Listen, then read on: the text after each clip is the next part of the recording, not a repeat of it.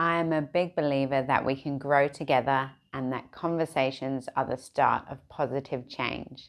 My name is Fiona Mehmet and I'm the founder of Noblesse, a sustainable fashion brand to help you do the right thing, stand in your greatness, build a wardrobe that is true to you along with a lifestyle. Conversations for Change podcast is here to bring you weekly episodes with experts in sustainable fashion, leadership, and advocates for world change. Each episode is thought-provoking, it's life-changing, and it's a structured way to give you 3 key tips on each episode to build a sustainable life without shame, without overwhelm, and without judgment. The topic for this season is how do we change our buying behaviors for a more sustainable future? I am really excited to share this with you. It's been a long time in the making. Please follow, like, and share each episode so we can continue to build a better, more sustainable future for ourselves and for our children's children. Hello and welcome to Conversations for Change. Where do I start? This is a very important guest that we've got on today with a breadth of experience in the sustainable fabric sourcing and procurement space, especially in the fashion industry. He's specifically worked with Country Road Group and David Jones. And that's just the icing on the cake. He's also worked hand in hand with the Australian Border Force as an advisor for modern slavery and supply chain management. So this is going to be a very interesting conversation. So glad you're here for it. So welcome, Sebastian Conley. Thank you for being here and for agreeing to be on the podcast. No, thanks very much, Fiona. A pleasure. Great. So I know last conversation we had, we touched on fabric traceability within Country Road and how it works. To give customers the background into where their fabric comes from. Why is fabric traceability so important? I think, fabric, often when customers come into a store, the first thing you sort of feel and touch is fabric, very, sense experience. And I think that's a really important place to start. And really the core of a garment is really the fabric. And when people associate sustainability with fashion, it's often in the fabric. Yeah, that's very true. They definitely go straight to the fiber first. How sustainable is it? Is it linen? Is it cotton? Where does it come from? And with the fabric traceability element that we talked about, if we touch on what you worked on within Country Road and how to get people to understand what farm it comes from and getting traceability all the way back to the thread and getting education around that. Do you find that was quite an important piece of work that followed through to how the customer understood sustainability? Yeah, I think the sustainability or the customer's view on sustainability has changed, and I think right through the industry over time. I think a supplier has changed their lens on what sustainability is as well. Fabric traceability or going back to sources, really an interesting concept. Traditionally, everyone supplier has been focused on the raw material and the cotton or linen, for example, really to do with the quality. What type of quality do I need to execute for my customer? And that determines every other factor, the price, the weight, the drape of a fabric, all of those types of things. But, as we've kind of evolved, I think, traditionally suppliers have been really focused on quality, and the fabric and the materials has really been able to used to focus on how does a supplier get to the quality that a customer needs, and now it's starting to change, and we've seen that over the last 5 years. firstly, 5 years ago, when you asked a supplier, can you get me a more sustainable cotton, better cotton, organic cotton, organic linen, there was instantly a no, we don't have it. It's going to cost more.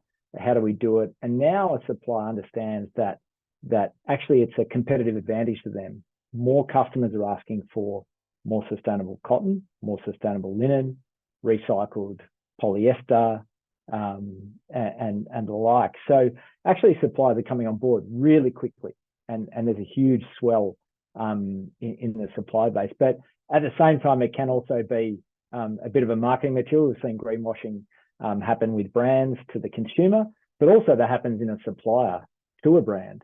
They're often saying that we've got green or eco something, yet they're not quite understanding the full gamut of what is sustainable. Yeah, you touched on something there that not a lot of people consider or talk about, which is the greenwashing between supplier and brand. There's a lot of brand to customer greenwashing or cause washing that happens. How do you decipher whether the supplier is greenwashing? Yeah, it's all about knowledge, right? We're talking about trying to educate the consumer on what is sustainable and what isn't, but also brands need to know what is sustainable, it's not, so they can educate their suppliers and likewise down the chain. And it's about knowledge.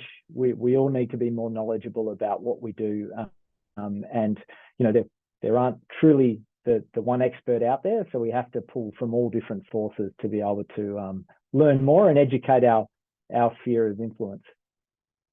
Yeah, you're definitely right. Is there a particular source that you use that is beneficial in helping brands decipher whether their supply chain is either greenwashing or is the real thing? Yeah, I think it's really a mixture, Fiona. It's about really understanding what you're looking for, because we talk about sustainable, but often there's certifications such as organic certifications that occur, but they might not necessarily look at labor rights. They might not necessarily look at, is the factory fired by coal or is it using solar renewable energy? So one certification may not actually cover the whole spectrum of being sustainable. Definitely. And if they're ticking one box and they're not ticking another, is that a sacrifice that the brand has to make, or is there a certain, I suppose, process that we go through to help them get to the most sustainable way of supplying fabric? Yeah, I think that evolution is like we're talking about the customer, the brand, and the supplier or the supply chain. That evolution has to come from everywhere. We've been so reliant globally on fossil fuels. We've been so reliant on conventional materials that now we're trying to revert back or undo this process of global warming and climate change. So that happens with all of those things you just talked about. If that's how the factory is powered, we have to work with suppliers. They can't just switch from one to the other. Over time, they can invest in renewable energy.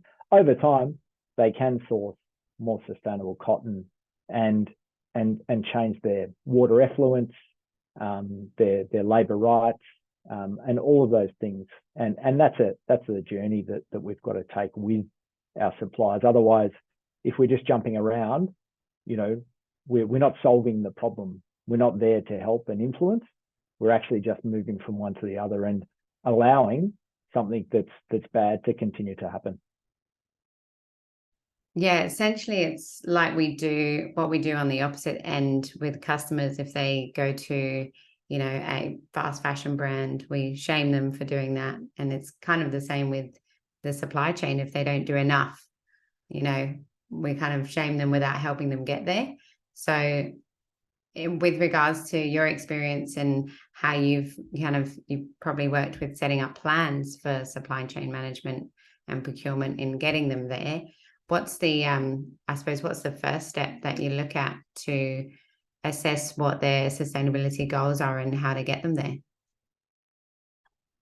Yeah, it's a really good point. It's about working together. It's about the partnership. So firstly, it's about the relationship that you might have with a supplier, brand might have with a supplier, or a customer has with a brand. So how do you work together? It's one thing to berate a supplier or berate a brand for not being as sustainable as you hope, but I think really helping them understand, asking the right questions, and really supporting that drive for change is the best way to go about it.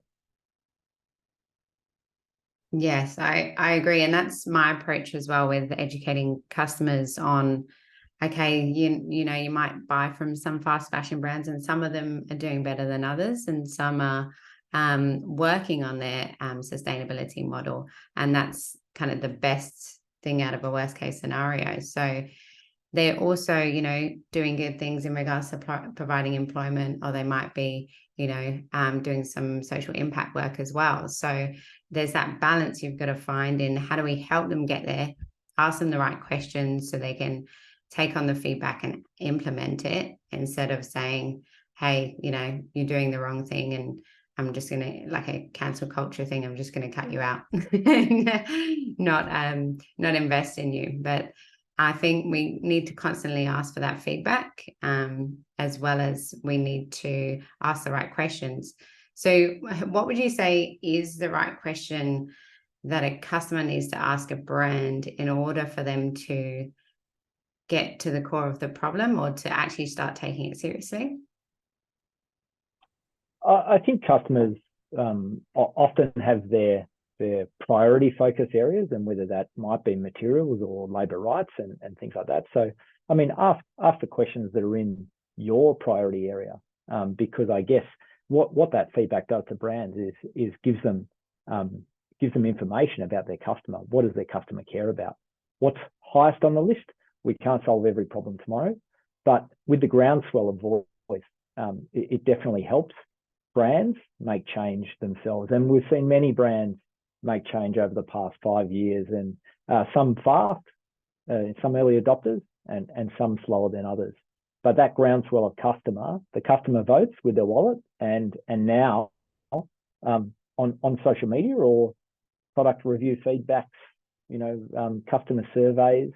I think, you know, there's lots of brands that send out surveys after you purchase something or on your loyalty programs. Yeah, take the time, share your opinion, and be practical about it as well. What would you say is the, I suppose, the most rewarding outcome you've had from a project that you've worked on for quite a long period of time, the best outcome in regards to ticking all the sustainable boxes? I think it's really seeing an evolution. I was at one of the brands that you spoke about in the introduction for a number of years now, and the evolution of the supply chain from not really understanding what a more sustainably grown cotton was to now really taking the front foot in terms of not just sustainable materials, but labour rights was a big change. And that example is a factory that you know, became our biggest factory. And initially, you know, they took the step of looking at a more sustainable cotton.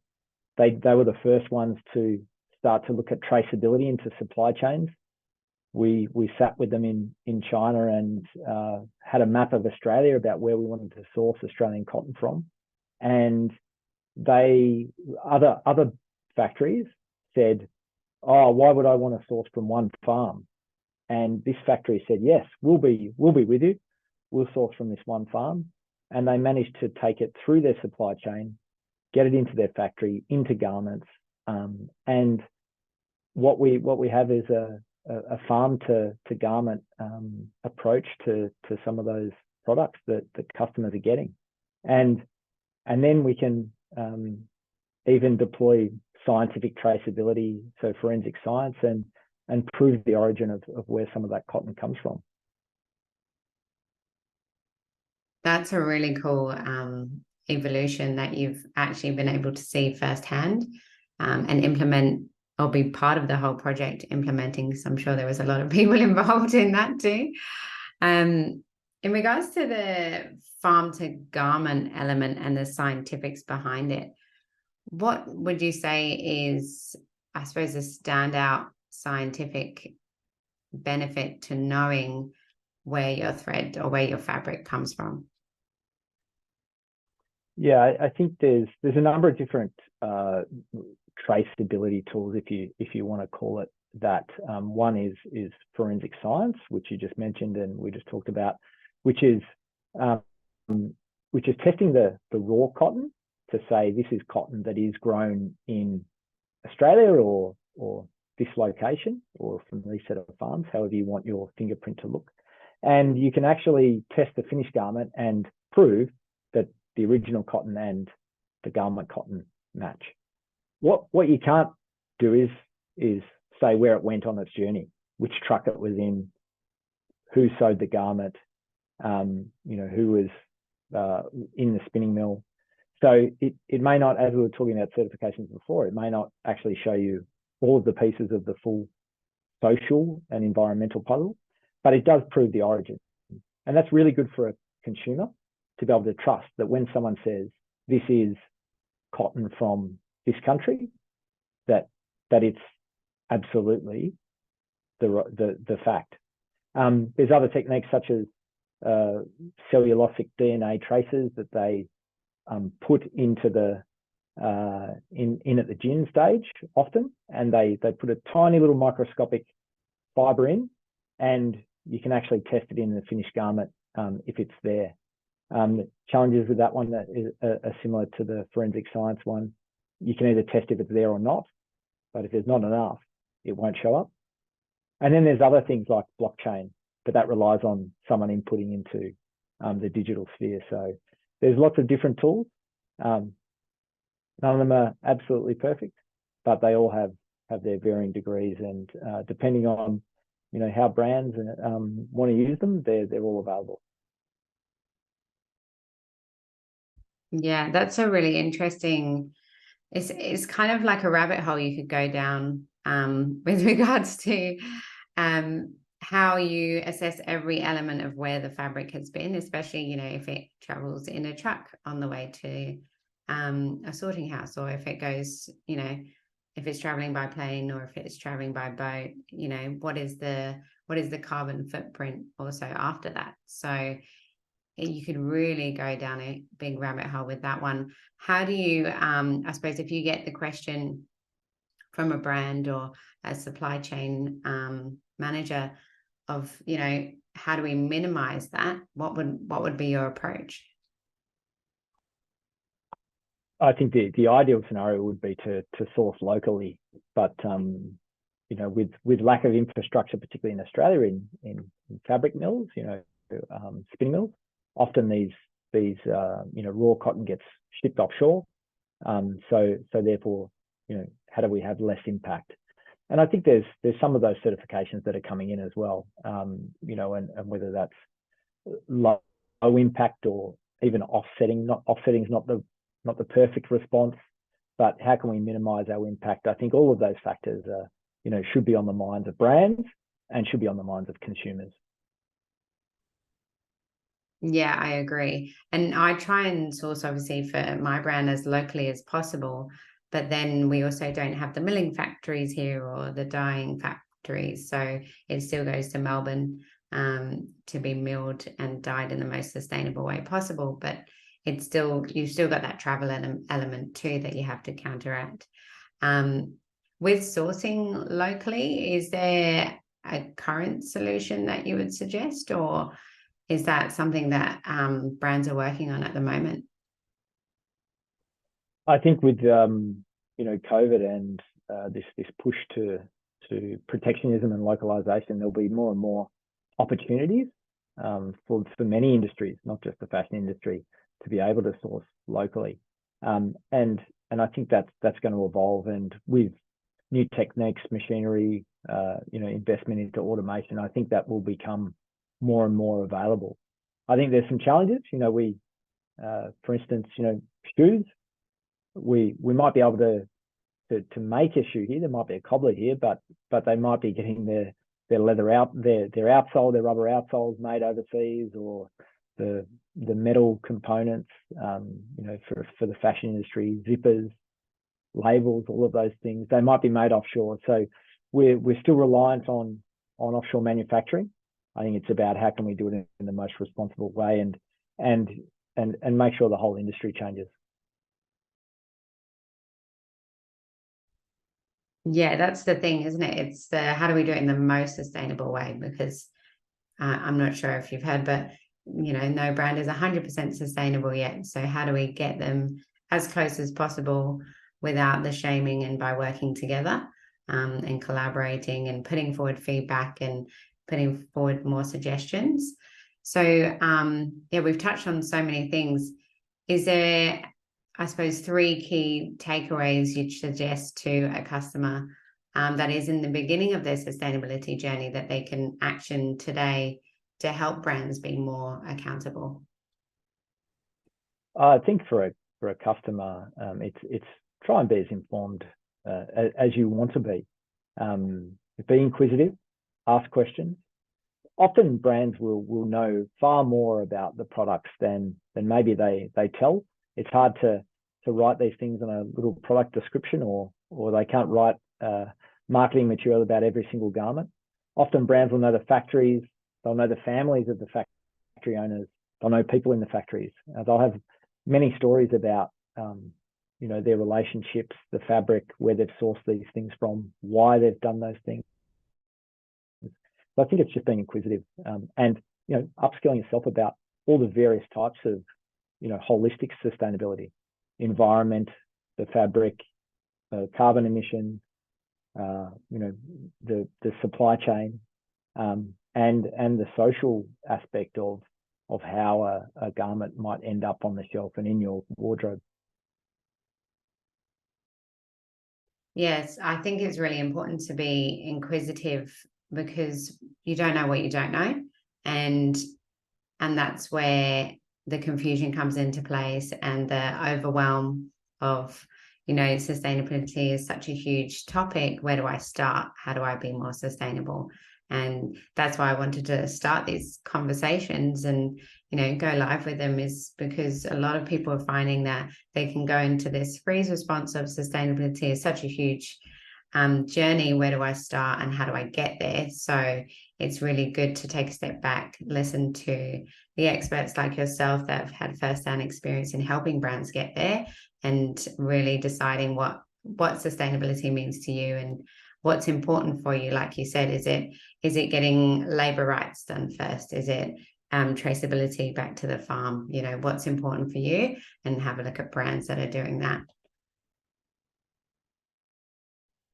Yeah, I think brands are, and many companies around the world are focusing on their most salient risks or issues, and whether that be environmental or social. And I think that should be the same as the consumer.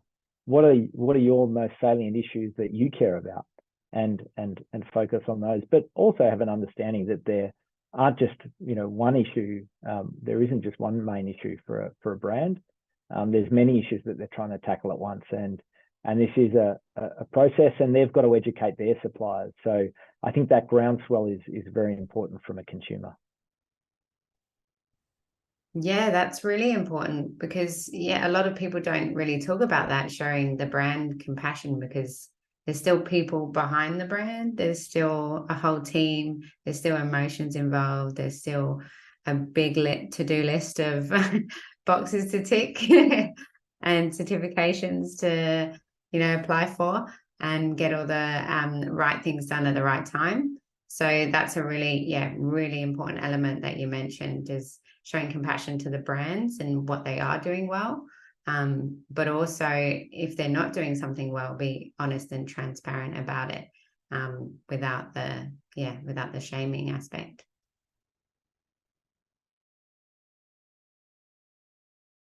So is there any way that we can help you on your sustainability journey, Sebastian? Is there I suppose, is there an important project that you're working on at the moment that you'd like any help with? Right now, my focus is on modern slavery and human rights. So I think that's a growing importance around the world, and particularly when we talk about companies doing due diligence across not only their supply chain but also their whole value chain. So that means both upstream and downstream.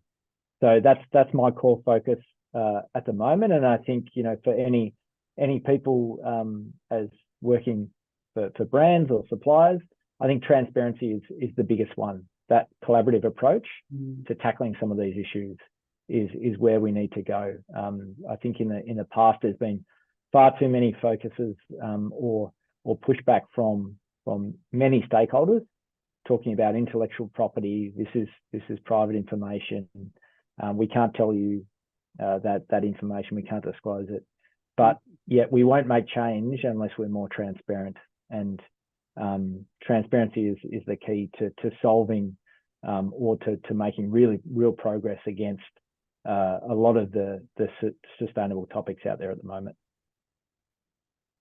Exactly. And I'm a big advocate for human rights. So maybe that will be our part 2 series, delving deeper into how we can make brands more accountable for their labor rights.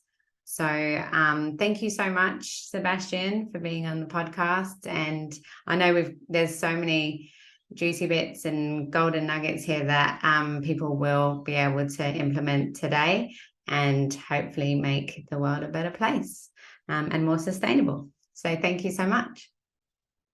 Thanks, Fiona. Thanks, everyone.